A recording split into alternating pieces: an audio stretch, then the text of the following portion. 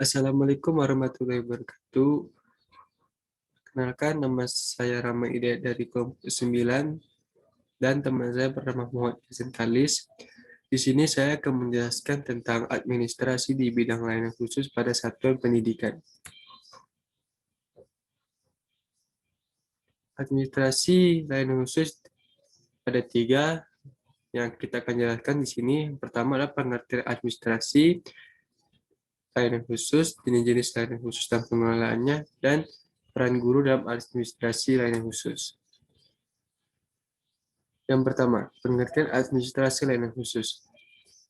Menurut Isjita dan Afriansa 2019, administrasi sering juga disebut sebagai manajemen.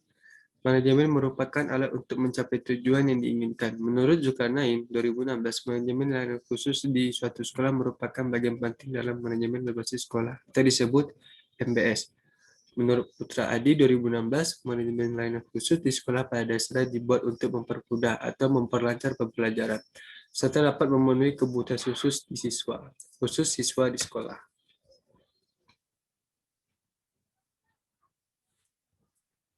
Dari beberapa pengertian tadi dapat kita simpulkan bahwa layanan khusus adalah suatu layanan yang diberikan kepada siswa untuk mempermudah atau memperlancar pembelajaran, serta dapat memenuhi kebutuhan khusus siswa di sekolah. Dan layanan khusus ini sangat penting dalam manajemen berbasis sekolah untuk mencapai tujuan yang ingin dicapai. Yang kedua itulah jenis layanan khusus dan pengelolaannya. Layanan khusus yang diberikan sekolah kepada peserta didik antara sekolah satu dengan sekolah lainnya pada umumnya sama, tetapi proses pengelolaan dan pemanfaatannya yang berbeda. Beberapa bentuk layanan khusus yang ada di sekolah antara lain yaitu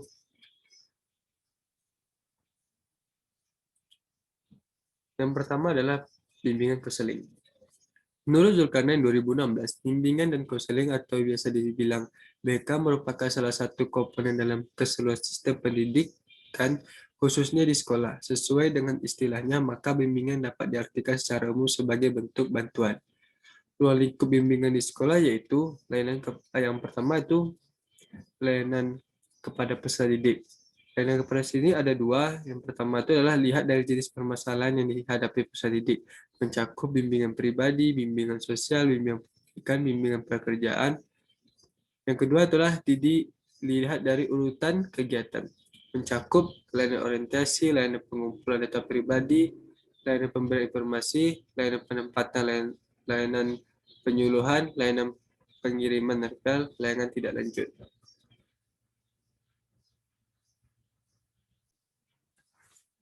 Yang B adalah layanan kepada guru, layanan kepada sekolah, layanan kepada peserta didik, layanan kepada orang tua, layanan kepada dunia kerja terutama dilaksanakan di sekolah kejuruan, layanan kepada lembaga-lembaga dan masyarakat lainnya.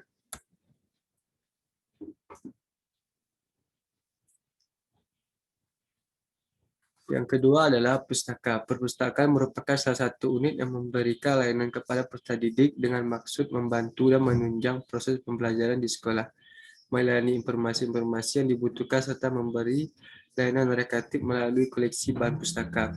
Ada beberapa peranan guru yang terlibat dalam administrasi perpustakaan sekolah. Peran tersebut antara lain A. Memperkenalkan buku-buku kepada siswa dan guru-guru, memilih buku-buku dan bahan pustakaan lain yang akan dibeli, mempromosikan perpustakaan, baik untuk pemakaian maupun pembinaannya, mengetahui jenis dan menguasai kriteria umum yang menentukan baik buruknya susun koleksi, mengusahakan agar siswa aktif membantu perkembangan perpustakaan.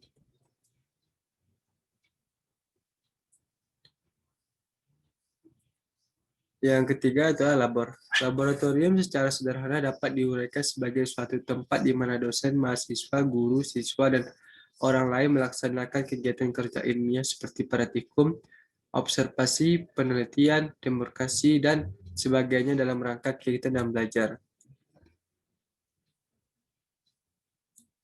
Yang keempat adalah UKS atau usaha kesehatan sekolah. Usaha kesehatan sekolah merupakan salah satu wahana untuk meningkatkan kemampuan hidup sehat yang pada gilirannya menghasilkan derajat kesehatan peserta didik yang optimal. Tujuan khusus usaha kesehatan sekolah adalah agar siswa memiliki pengetahuan, sikap, dan keterampilan untuk melaksanakan prinsip hidup serta berpartisipasi aktif di dalam usaha peningkatan kesehatan di sekolah, di rumah tangga maupun ke masyarakat. Sehat dalam arti fisik, mental maupun sosial. Yang C, memiliki daya hayat dan daya tangkap terhadap pengaruh buruk penyalahgunaan narkotika, obat-obatan, dan bahan berbahaya seperti alkohol dan sebagainya.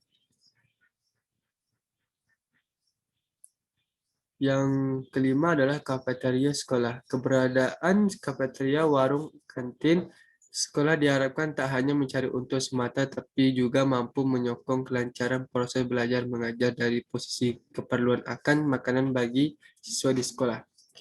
Beberapa hal yang harus diperhatikan dalam administrasi kafeteria itu adalah yang A, administrasi kafeteria atau warung atau kantin sekolah harus menjaga kesehatan higienis, masakannya dijadikan kepada siswa. Yang B, kebersihan tempat juga harus menjadi pertimbangan utama, karena kebersihan diharapkan dapat menjauhkan penyebaran penyakit. Yang C, makanan-makanan yang disediakan hendaknya makanan yang bergizi tinggi, dan bila mana perlu dapat menambahkan vitamin-vitamin yang diperlukan pada umumnya. Harga-harga makanan hendaknya dapat dijangkau atau sesuai dengan kondisi ekonomi siswa. Usahakan agar kafeteria, warung, atau kantin sekolah tidak memberikan kesempatan kepada siswa untuk berlama-lama atau nongkrong. Kondisi yang demikian akan menyokong munculnya perilaku negatif.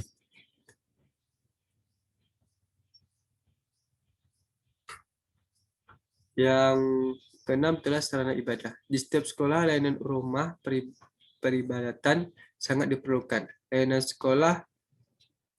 Layanan rumah peribadatan merupakan sebuah layanan yang diberikan sekolah dengan maksud agar layanan tersebut bisa digunakan untuk beribadah maupun melaksanakan kegiatan keagamaan lainnya, serta bisa membantu kerohanian bagi peserta didik, khususnya pada pihak sekolah lain pada umumnya, agar bisa menjadi manusia yang baik dan beriman. Yang ketujuh adalah asrama. Bagi para peserta didik, terutama bagi mereka yang jauh dari orang tuanya, diperlukan asrama. Selain manfaat untuk peserta didik, asrama mempunyai manfaat bagi para pendidik dan petugas asrama tersebut.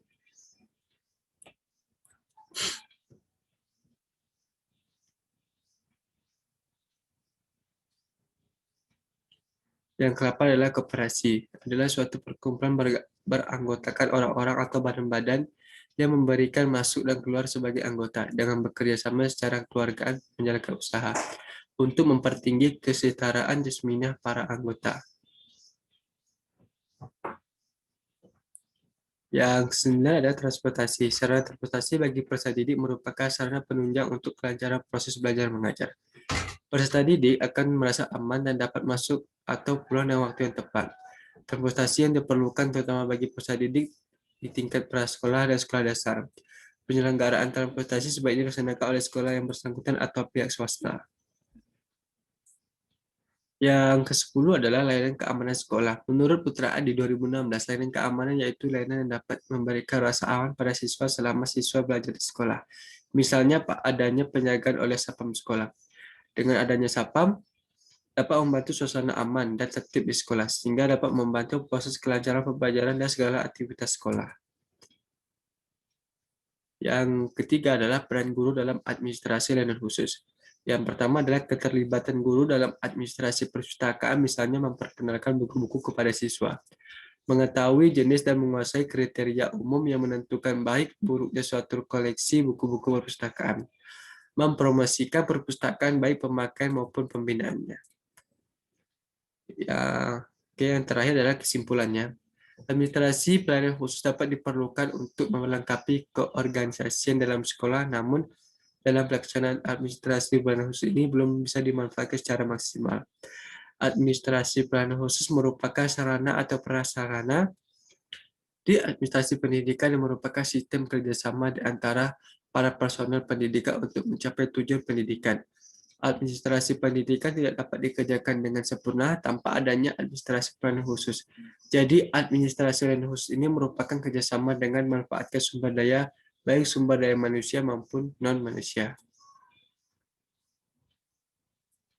Baiklah, itu saja yang dapat saya sampaikan.